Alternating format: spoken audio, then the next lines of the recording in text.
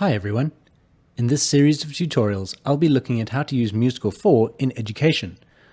Let's have a look at this template in Word because it's really a useful feature to have. First of all, I've set up at the beginning that it always has the same kind of things, and I can make this a music literacy test if I want to. I can also change the date. I can say who the moderator, the time, and the total of marks, and the basic instructions that are always going to be there on the test. Here I have my tables, and some important features are that I've got 3 columns, one for the numbering, the middle one for the content of the test, and the last one for the mark allocation. This way I know that everything is neat and ordered and everything is on the same line, and I'm not having to deal with Microsoft Word's notoriously poor line moving systems. What I'll also do when setting up this template is select these first 2 columns, and in layout I'll choose top left alignment. That means that if I need more space between questions, I can just move that line down, and I know that I'm creating space without moving this question. This column, however, I want to use the alignment of bottom right, because then I know that the mark allocation is always at the lowest point where the student might be writing. Now when we print this, we don't want to see the table, so I'll use this arrows icon and choose the borders and make sure that I've got no border selected.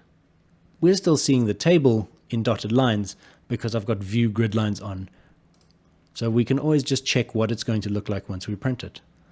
However, I like to keep these on because it gives me a better idea of how I'm organizing my test. You may find later on that you have too many tables.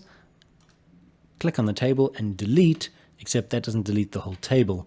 That just deletes the contents of the table. So again, instead we click on that and shift and backspace or shift and delete. That gets rid of the table. Normally before I put content in, I will make just the table with its 3 columns with the correct font and the correct alignment, and then I'll save that as my template to use for any test that I make from now on. Now in this question, I want the student to write a B-flat major scale ascending in semibreves, and this is a pet hate of mine, is when we have a B and a B instead of the flat. Luckily, Microsoft Word does actually have these symbols, but they're a bit of a pain to find.